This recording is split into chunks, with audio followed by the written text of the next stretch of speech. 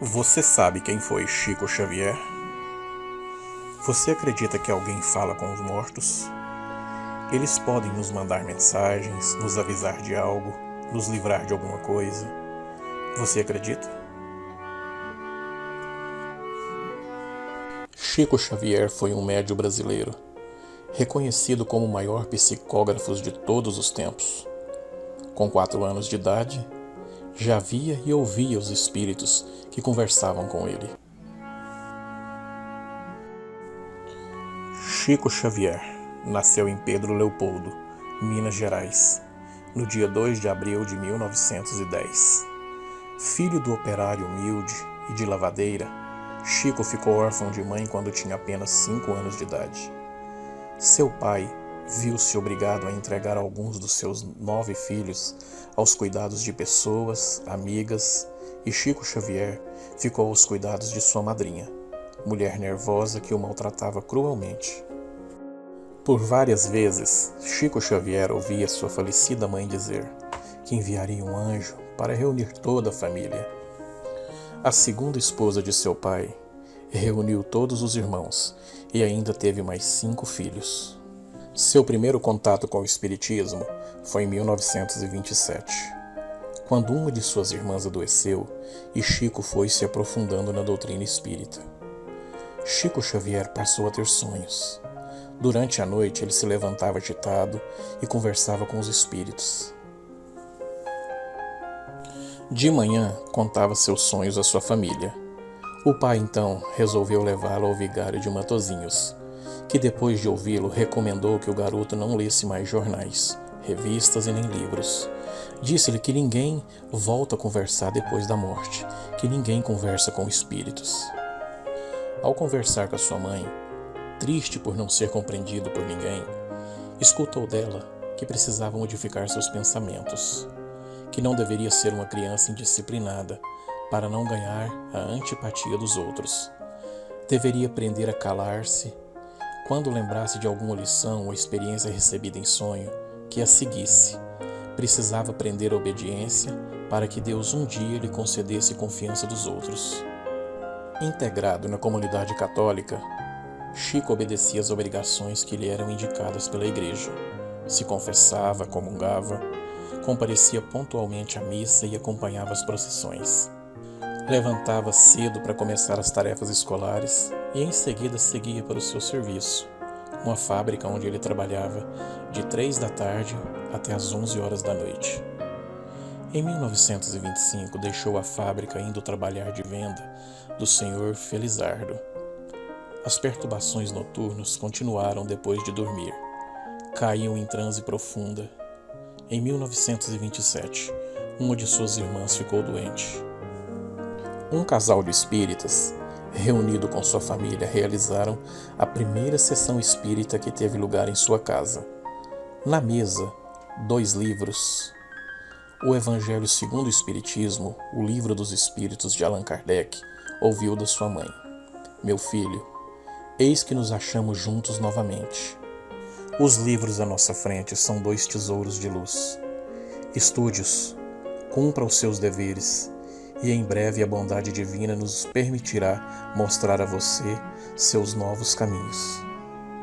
A primeira e única professora de Chico que descobriu sua mediunidade psicográfica foi a dona Rosália. Fazia passeios campestres com os alunos que deveriam no dia seguinte levar a composição descrevendo o passeio.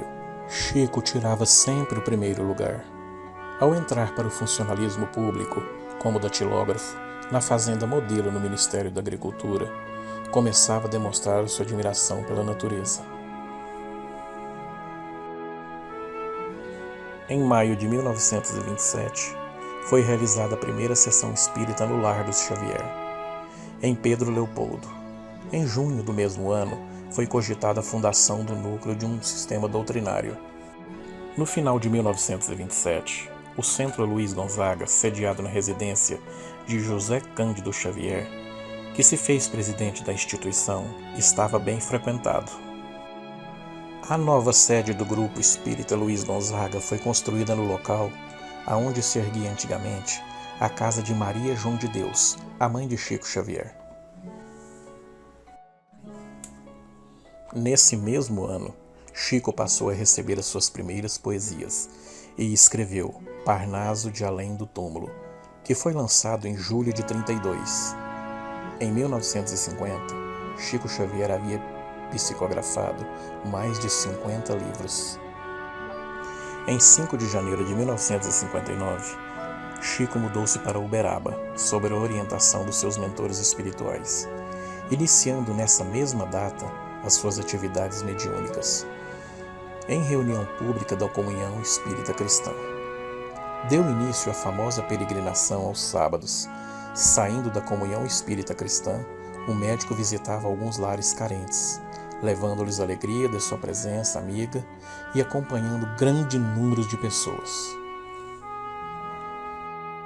A cidade de Uberaba transformou-se num grande polo de atração. Inúmeros milhares de visitantes das mais variadas regiões do Brasil e até mesmo do exterior iriam na presença de Chico. Chico Xavier, em toda a sua vida, ele foi um homem muito caridoso. Durante toda a sua vida ele sempre procurou ajudar. Ele nunca trabalhou por dinheiro e jamais o quis. Uma das coisas que chamava mais atenção era o seu jeito simples de viver em sua humildade. Ele não aceitava nem mesmo presentes. E quando alguém lhe oferecia dinheiro, ele dizia coisas do tipo: ajude o primeiro necessitado que você encontrar. Mesmo diante de sérios problemas de saúde, o homem que sempre contribuiu intensamente com a assistência social gostava de ir em áreas carentes para distribuir remédios e alimento aos que precisavam. Uma de suas psicografias mais famosas e que teve mais repercussão, mundialmente conhecida, foi a de um caso ocorrido em Goiânia, no qual José Divino Nunes, acusado de matar seu melhor amigo, Maurício Henrique, foi inocentado pelo juiz, que aceitou como prova válida, entre outras apresentadas pela defesa, um depoimento da própria vítima já falecida por meio de texto psicografado por Chico Xavier. O caso aconteceu em outubro de 1979. Assim, o presumido espírito de Maurício teria o inocentado o amigo, dizendo que tudo não teria passado de um acidente. Depoimentos psicografados por Chico Xavier também foram aceitos como provas judiciais, em outros 3 casos de julgamentos de homicídio internacionalmente repercutido. Chico teria previsto sua própria morte? Mais ou menos. Ele disse que iria desencarnar num dia de muita felicidade para o Brasil. E ele morreu aos 92 anos, às 19h30, 30 de junho de 2002, data em que a seleção brasileira conquistava seu pentacampeonato. O que aconteceu com o Centro Espírita de Uberaba depois que Chico morreu? As sessões de psicografia foram suspensas, e a casa simples onde o médium viveu os últimos anos em Uberaba foi transformada em um museu. Chico psicografou 451 livros, produziu o que os espíritos lhe transmitiam. Seus livros foram traduzidos para vários países, psicografou várias cartas de mortos para suas famílias. Chico deixou em posse da sua família uma carta codificada. Não revelou publicamente o que os códigos significavam, mas explicou que o código servia para o mesmo se identificar com maior segurança com alguém da Terra, caso tivesse interesse em se comunicar depois de morto. O código foi feito justamente para barrar qualquer tipo e ato de charlatanismo contra seus seguidores, especialmente elaborada para evitar qualquer ocasião onde se aproveitasse o nome do Chico Xavier, para falar que o mesmo está se comunicando com a Terra sem nenhuma comprovação. Há 3 pessoas próximas de Chico Xavier tiveram acesso ao código secreto. Cátia Maria, sua amiga e auxiliadora nas obras espirituais. Eurípides Humberto Higino dos Reis, dentista, que morou juntamente com Chico desde a infância e era tido como um filho adotivo. E Eurípides Tarran, médico e pessoa de confiança do médium. Apenas essas 3 pessoas poderiam confirmar a comunicação de Chico. Será que um dia algum médium fará contato com o espírito de Chico Xavier? 2 pessoas que carregavam o código secreto já faleceram, o que deixou mais difícil identificar o espírito de Chico, já que os códigos eram diferentes. Kátia Maria, a amiga e admiradora de Chico, morreu, e o código que garante a autenticidade da manifestação de Chico provavelmente ficou guardado com ela, pois não se sabe se Kátia revelou mesmo para alguém. Já o médico Eurípides Starran morreu em 17 de outubro de 2000, em Uberaba. Com cada uma delas recebendo uma carta personalizada, Kátia e Tarran, ao longo de suas vidas, foram consultadas diversas vezes para confirmar se o médium havia feito algum contato ou não. Tarran afirmou em uma de suas entrevistas que reconheceria o contato de Chico se ele se comunicasse. Eu teria certeza e saberia que era ele, porque tivemos um convívio por mais de 50 anos. Kátia e Tarran faleceram em 2012 e 2017, respectivamente. Porém, o dentista Eurípides Humberto faz questão de manter a memória de Chico Xavier de maneira que respeite o código. Ayrton Santana Teles, por exemplo, foi um dos médiuns que tentaram personificar Chico após seu falecimento.